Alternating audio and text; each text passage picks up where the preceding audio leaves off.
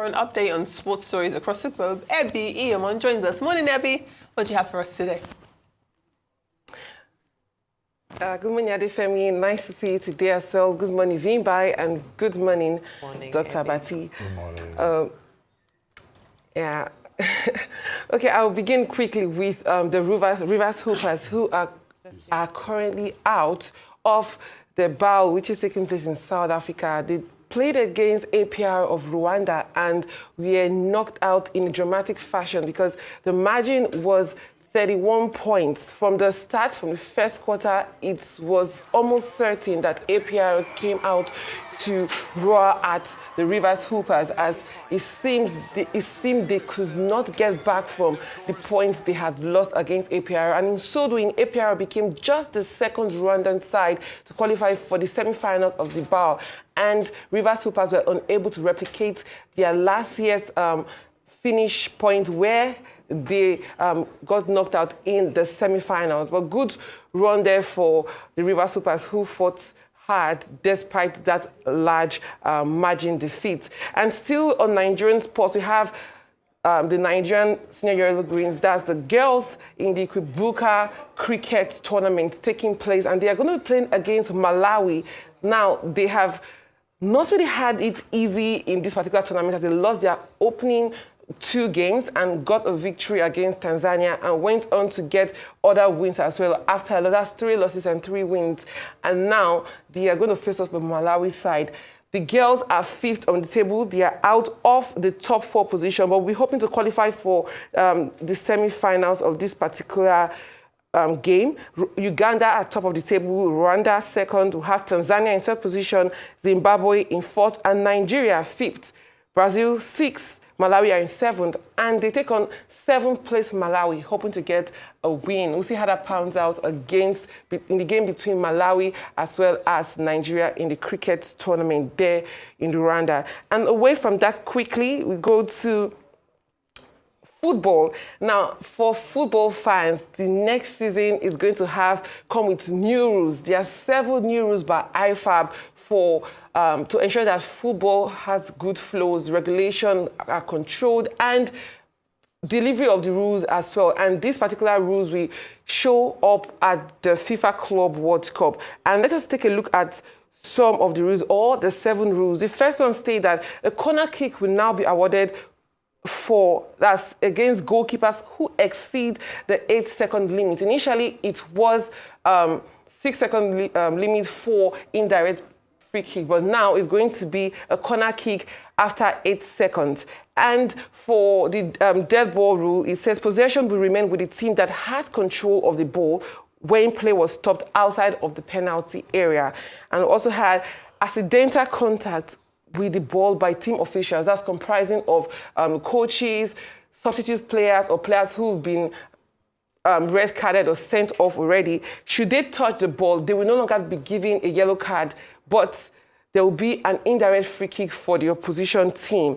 And looking at it further, referees will now explain the VAR decisions verbally to spectators. This is one that has brought a lot of talks because considering the number of minutes given for added time, how long will it now be, considering the fact that there will be explanations, goal celebrations, and all of that? But we'll see how that pans out in the FIFA Club World Cup. An assistant referee will adopt a new positioning strategy.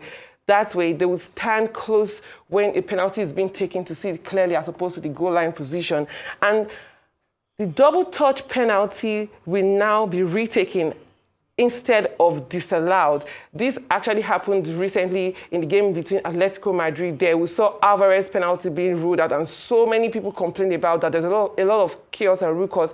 Now, the IFAB is saying that if the player touches the ball twice, it will not be disallowed, but it will be retaken. And finally, this one is going to be really seen at the FIFA Club World Cup. The referee will use the body cameras. These are the 7 new rules or adjustments to the IFAB rules. And away from that, we still have the FIFA Club World Cup, but this time a Nigerian, that's Thames, will be performing at the FIFA Club World Cup halftime show. And it's a big one for her because this will be her 3rd appearance in a sporting event. The first time she had it was in 2023 at the NBA all-time halftime show, and she performed. We also saw her at the Aston Martin show for the F1. She performed and she did it glamorously, and now she will be at the FIFA Club World Cup performing alongside J Balvin and Doja Cat. I think that's what so many will want to see, especially the Thames performance.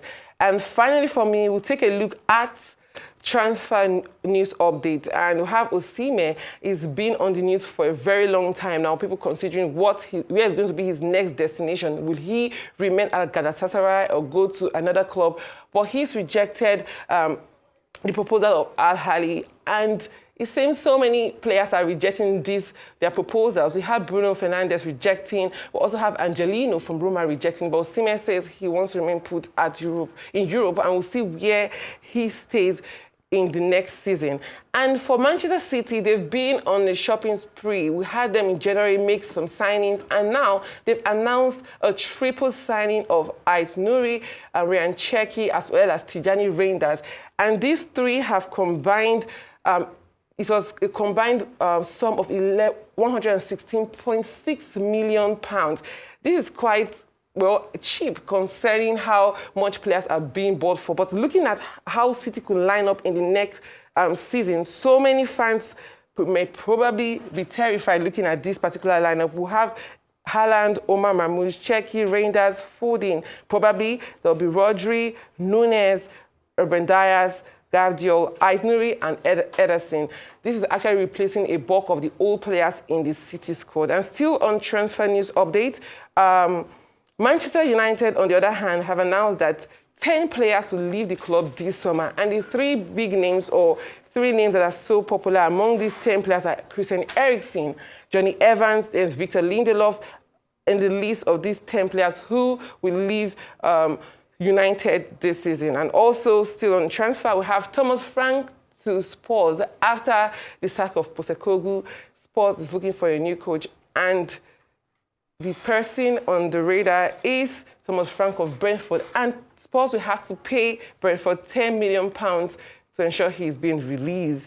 And we also have Mamadou Sarr from Strasbourg signing an 8-year contract with Chelsea. Chelsea has a lot of alliance with the Strasbourg, and obviously getting Mamadou Sarr, who is just a 20-year-old, for 8 years seems a good buy for them. And finally, we have Cristiano Ronaldo saying he's going to stay put at Al Nassr this season. Initially, he made a post, but he has now come out to say that he's remaining at Al Nassr. We'll see what happens for him in the coming season. Well, that's all for me on the World of Sports today. Okay, thank you very much, Abi. We wish the female Yellow Greens all the best. They will need to beat Malawi today, and they will need to rely on the results from the other teams for them to be able to stay in that competition in Kigali and qualify for the semi-finals. Well, thank you very much. We seem to have run out of time.